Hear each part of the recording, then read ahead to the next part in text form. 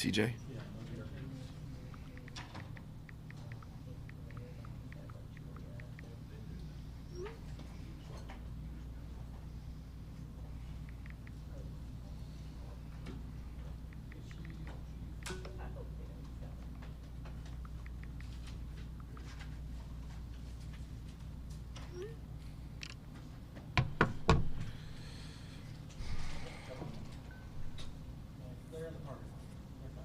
Okay.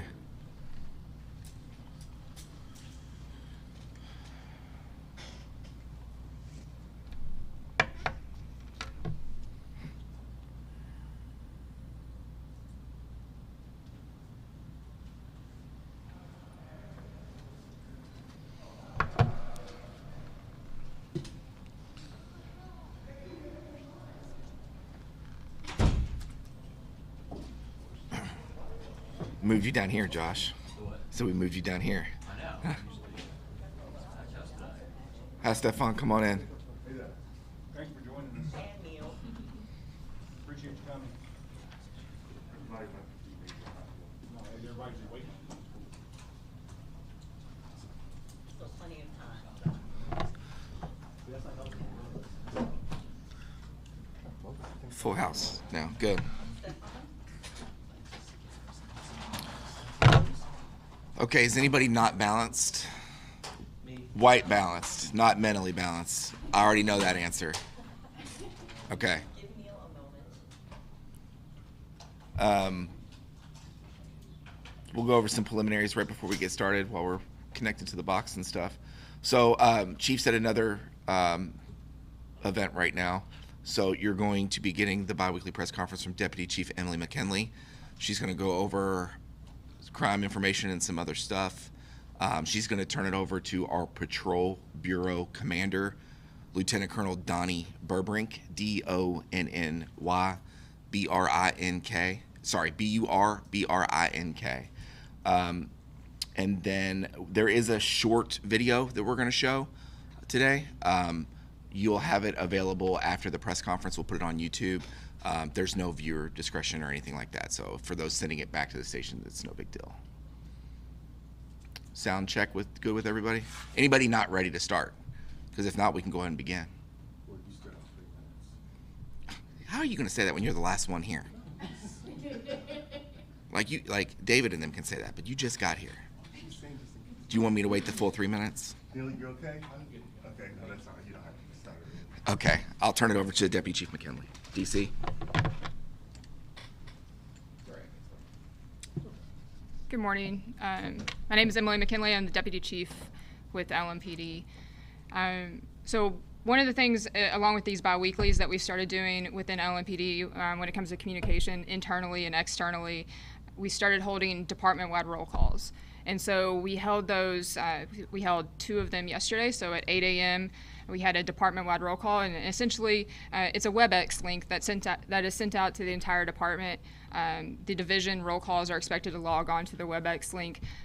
Sergeants can view the command staff at a location, and we can deliver essential updates or answer questions to any and all officers that are working for that shift. And so we did that yesterday at 8 a.m. We did it yesterday at 8 p.m. We did it today at 8 a.m.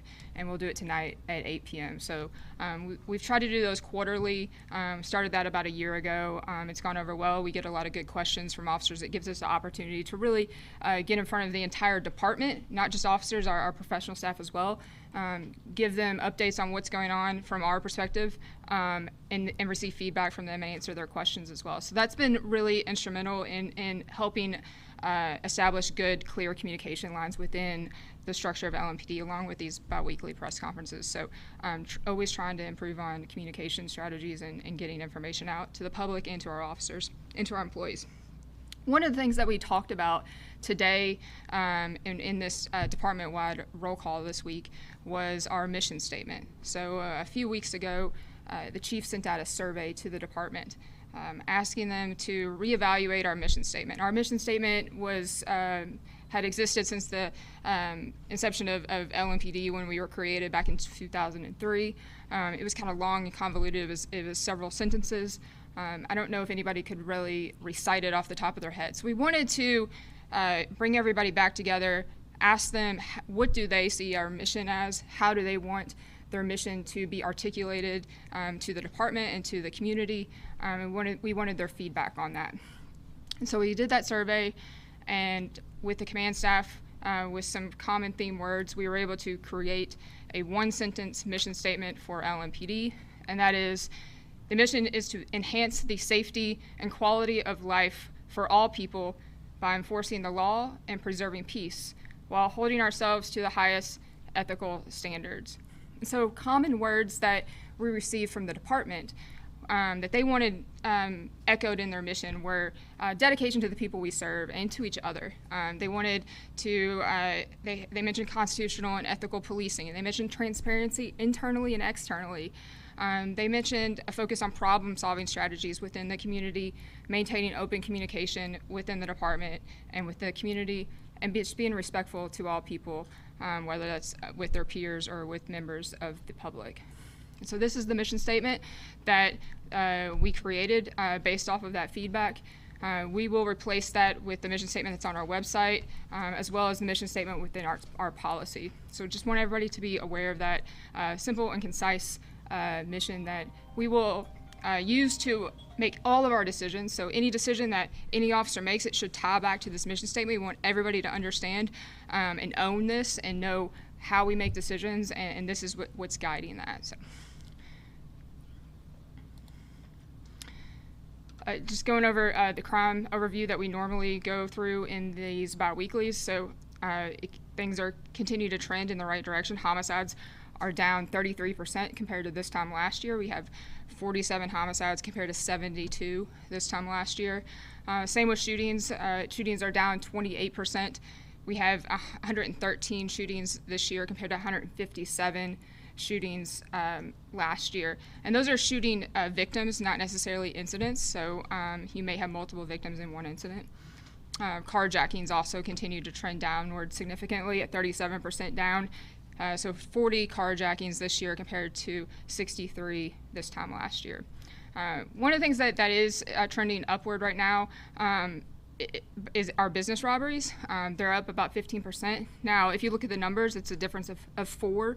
A lot of the times the same suspect is involved in a number of business robberies. So oftentimes the same suspect might commit 2, 3, 4 business robberies in a row, and we're able to often solve these. We have a high clearance rate with our business robberies, so we're often able to clear business robberies with a single arrest. And we get a lot of tips from the public and the media, using the media to push out surveillance video when we get suspects on video. So we appreciate that. Hope to have that number go down in the future. I'm now going to turn it over to Assistant Chief Donnie Burbrink. He's going to discuss the Highlands and Bardstown Road issues that we've had over the past few weekends.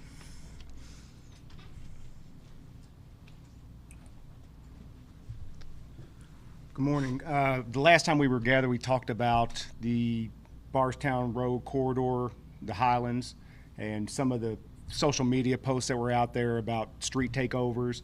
We put a plan in place this past weekend. We'll do so again this weekend to increase our patrol throughout that area, have more visibility, more walking patrols. Horse patrol will be out. Because of that, we did not have any significant issues at the Bardstown Road corridor this past weekend. On Friday, nothing really happened. We only had to tow about 5 vehicles. On Saturday, we made 2 arrests, and we towed 4 vehicles, but 1 arrest was for DUI, 1 was for somebody that had warrants. About 11:15 Saturday night, 4th Division reported that they were getting a possible street takeover at the Zanzibar, which is right there on Preston Street north of Eastern Parkway. Because we had that detail in place on Bardstown Road, we were able to shift those resources pretty quickly over to that area, shut that down before it became a problem. I think we'd be naive to say that weather didn't play somewhat of a role for this past weekend, and it might this next weekend, but these are the things that we're going to continue to do in these areas to ensure that we're not letting people disrupt everybody else's good time in these areas. That's it. right, thank you, Assistant Chief Burbank. Next, I want to remind everybody about the community commitment and the application deadline for the Community Safety Commission. Mayor Greenberg has spoken extensively about this commission and the application process. You can go to louisvilleky.gov /safe Louisville, and there's an application process to be a part of that Community Safety Commission. The deadline is Monday, June 16th. We really want people who have a wide variety of experiences and backgrounds to give input, not just on the community commitment and how LMPD is going to implement a lot of the policy and training reforms that are in that commitment, but also the Safe Louisville plan that Mayor Greenberg has rolled out, and implementing that plan and following up with that plan and making sure that plan is implemented effectively and is doing the job that it needs to achieve. There's also a listening session that's going to take place on next Tuesday, the 17th, as well as the 28th. I think the Tuesday one is at the YMCA on West Broadway at 18th and Broadway. It's a listening session about what the community would like to see in the monitor, the independent monitor that would oversee the implementation of the community commitment. The June 28th listening session is going to be at the Newburgh Community Center on Exeter Avenue. That's out in the 6th Division. So we encourage the community to apply to the Community Safety Commission, as well as attend those listening sessions and input sessions that we want regarding that monitor selection. Now, I'm going to shift gears a little bit. 24 hours ago, this press conference, we probably would have talked about something different or different things going on. But there's things that happen in life that remind you that life is very fragile, that our time here is very short, and what matters most is often what we don't focus on. And we have to be reminded of our mission a lot of times. And I'm not talking about the mission of the police department, but our mission as people, as a community, and what the big picture of life is. And sometimes it's really easy to get caught up in the minutia of life, and you lose sight of that. And things happen that really put you back into perspective and remind you of that. And so yesterday we lost one of our best detectives on LMPD. Michelle Rush, she served with LMPD for 10 years. She was 35 years old. She was a wife, and she was a mom of 3 kids. She investigated the worst of the worst. She was a child abuse investigator, so she investigated child physical and sexual abuse cases, and she was extremely passionate about that, passionate about the work that she did. And I spoke to both of her sergeants yesterday independently, and they both told me that she was their best detective, and that the rest of the unit would also say the same thing. They would have the same sentiment that she loved the work she did and she was the best that they had. And so I asked what she wanted to be remembered by, that we wanted to highlight her today. And they all talked about, there's one case that she was really took to heart. And it was from November of 2023. Officers responded to a house where they found an emaciated, bedridden little girl. And Detective Rush was the lead investigator that night, so she was called to investigate this case. She continued to work this case despite being diagnosed with cancer, and throughout her battle with cancer, she continued to investigate this case, ultimately leading to an indictment of both the child's parents. But this little girl, she was 22 pounds when they found her. She was 8 years old. So an 8-year-old, and she was 22 pounds, bedridden. She was nonverbal, non-mobile. She had bed sores that were to the bone. She had a diaper that hadn't been changed in a significant amount of time. She had a feeding tube that hadn't been used in months. It was moldy and it was rotten in her stomach. Her hair was matted and she was infested with bugs. And eventually they also learned that she had been sexually assaulted by her dad.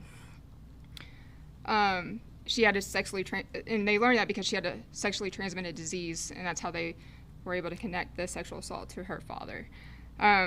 So the little girl was transported to Norton Children's Hospital. She was in a vegetative state, near fatal condition. The doctors said that this was the worst case that they have ever seen.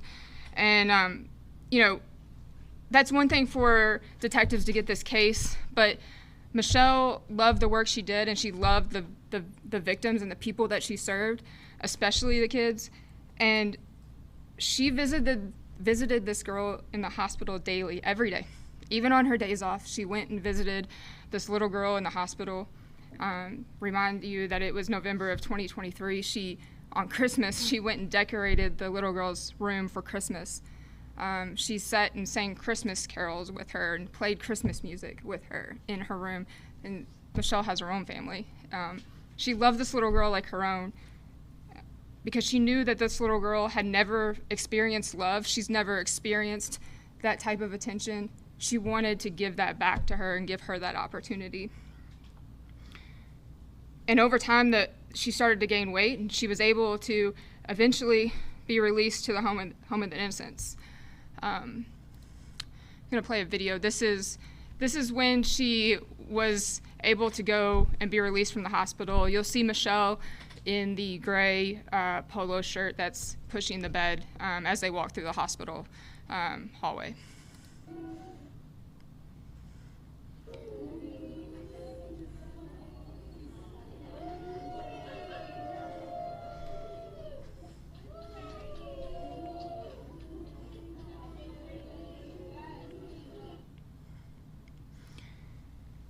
So Michelle saved that child's life, and she changed her quality of life, and that is so very important. That it's not about how it's about how you treat people, and it's about how you treat the most vulnerable people in our population, and that's why we do the work that we do.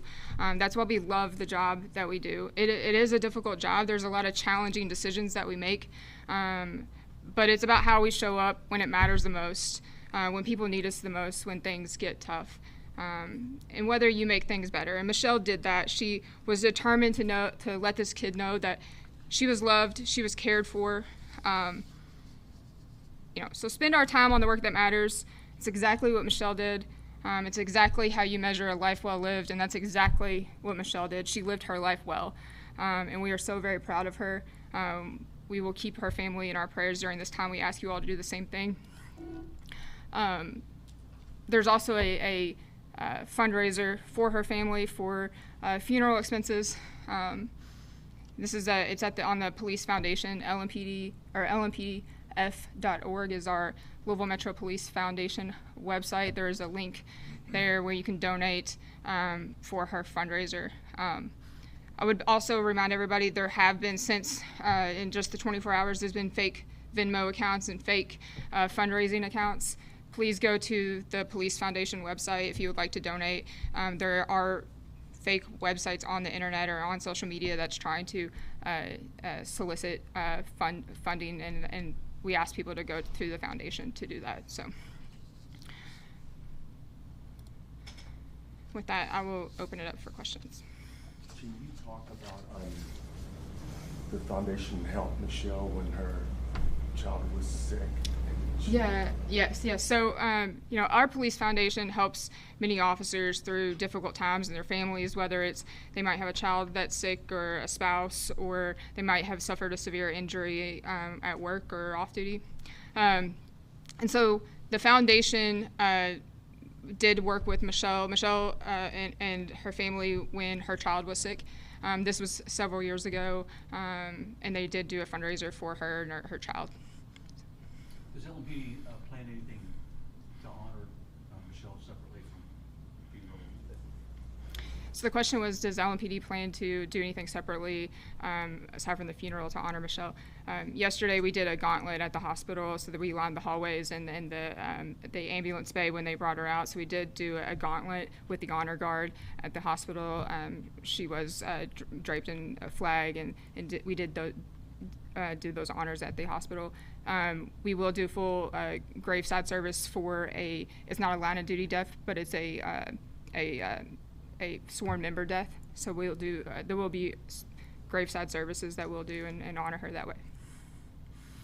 Her husband is a police officer as well. Yes. Can you just say he's obviously devastated.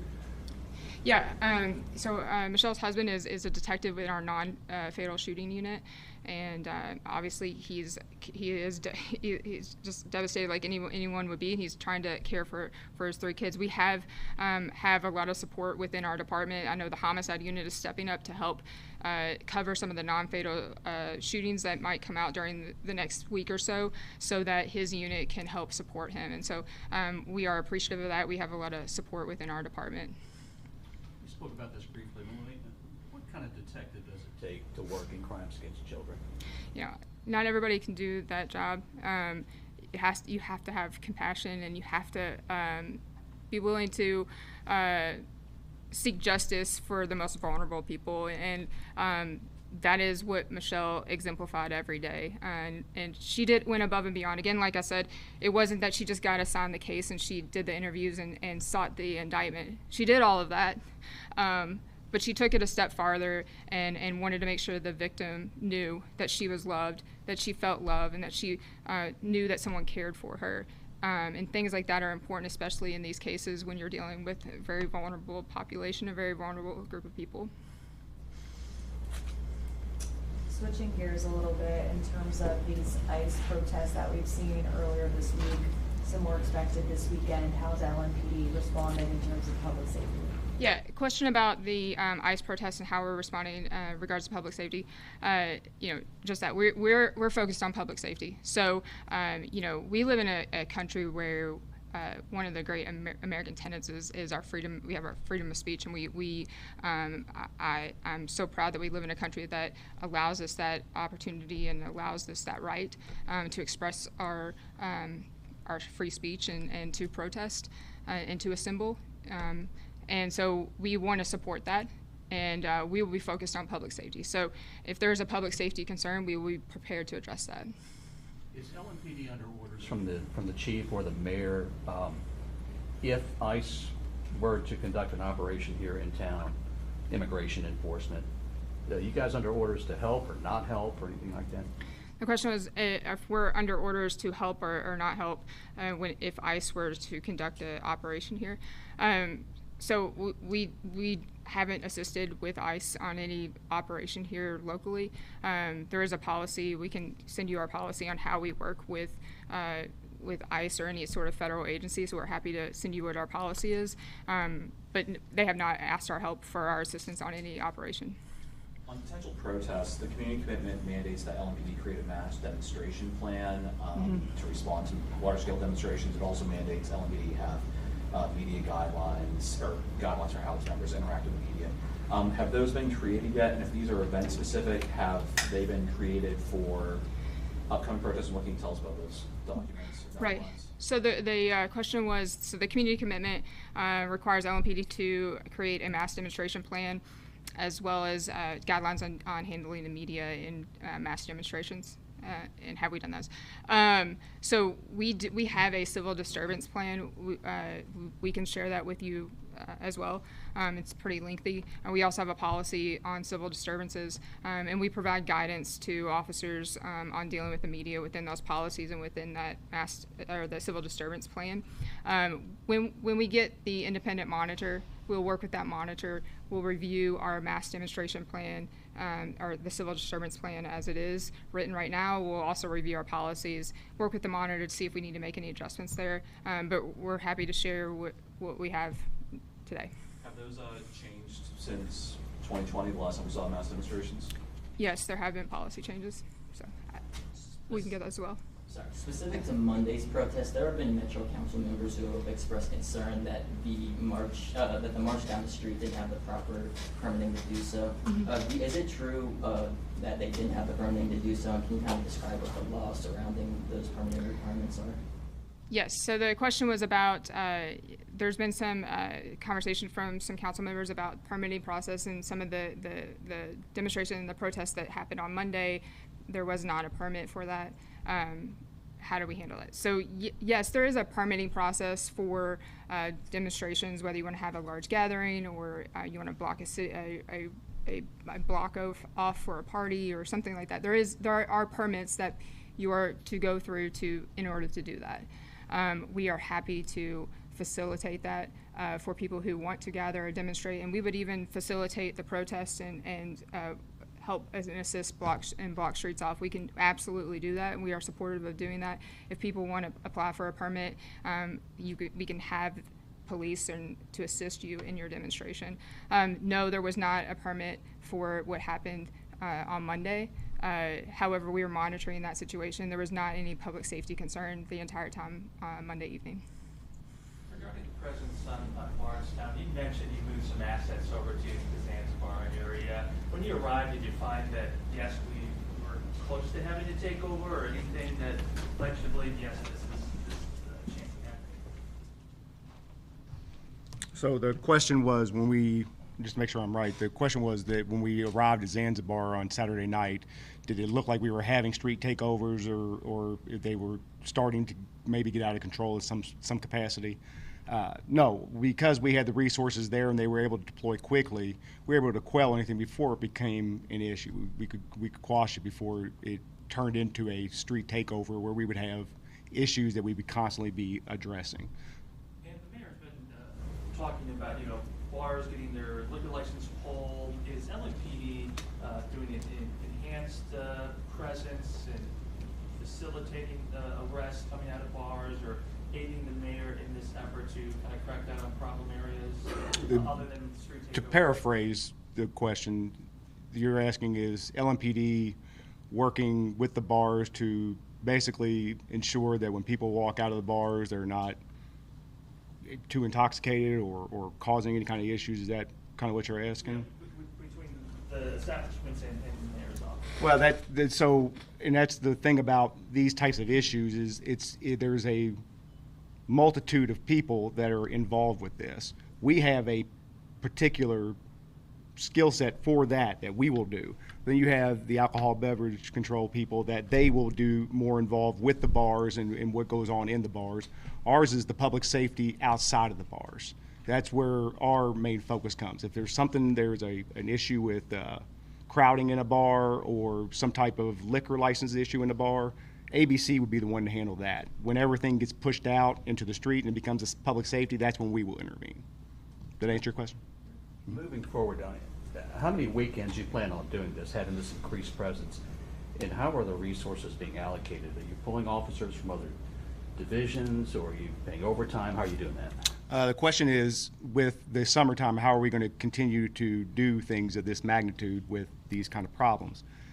We are looking at reevaluating how we are doing the divvying of resources. We do have several overtime details that are throughout the city for a multitude of other things that we might try to condense to where it's more centralized, where we can utilize those resources for when we need to utilize those resources. But we also have rapid response on our patrol. We have patrol officers assigned to that division, district resource officers, detectives. We have people that we can put out there when we need to. So if we don't have the time for overtime details, because we have something else going on, we have other resources that we can deploy to utilize there to ensure that we don't continue to have the same issue we had the past few weekends. People will continue to see that increased presence every weekend throughout the summer. Is that the plan? Provided we don't have any mass kind of issues where it's going to deplete all of our resources, yes, you will see an increase in manpower down there in the Bardstown Road corridor. Another question about protests. The Justice Department was very critical in their report about LMPD's lack of preparedness in 2020. Mm-hmm. How are you more prepared today, both in terms of policy and training?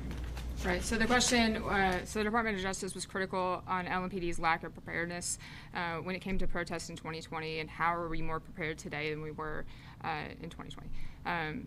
To Josh Wood's question earlier, we've changed a lot of our policies, especially when it came our policy regarding force. We've done a lot of use of force training. So if you were talking about force, there's been a lot of training and policy changes in regards to that. We've also changed our civil disturbance and response policies. We've done a lot more training with our special response team and prepared our special response team to with scenarios and tabletop exercises to train for potential events like this. 2020 was unique in that it came on fairly unexpected. It happened very quickly. This week we've had kind of more notice on that there might be a protest, there might be an event. Getting in front of and talking to some of the organizers has also been beneficial. We didn't necessarily have that type of connection with a lot of people within the community back in 2020. So building those relationships over the past 5 years has also been instrumental in getting ahead and making sure that we have an appropriate response. We'll do one more question, Ms. Turner. So, Let her get into the for the protests on Saturday, there are multiple protests that are going to be had. Do you guys have people on standby, or will you be present? What does that look like? Yeah, a question about Saturday. There are multiple protests. Do we have people on standby? Yes, we have people prepared to handle protests and handle any sort of public safety issues as they might arise.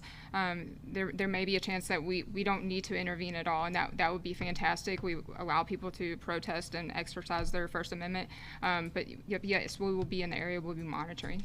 David, grab your follow-up and then we'll Yeah, could you describe, well, I'm really interested in the training that you're doing now that maybe you weren't doing before. You talk about tabletop exercises. What is that? And when it comes to training, how much training are we talking about? Days? Are we talking about hours? I mean, our SRT training has set monthly training, so there's different curriculum that they'll go through each month as far as what their training is and how they prepare for that. but specifically for working protests. Yes, that's their job is to respond to not just protests or mass demonstrations, but large-scale events. And so they'll talk about different scenarios that they might face in their training, in their monthly training that they have. All right, thank you.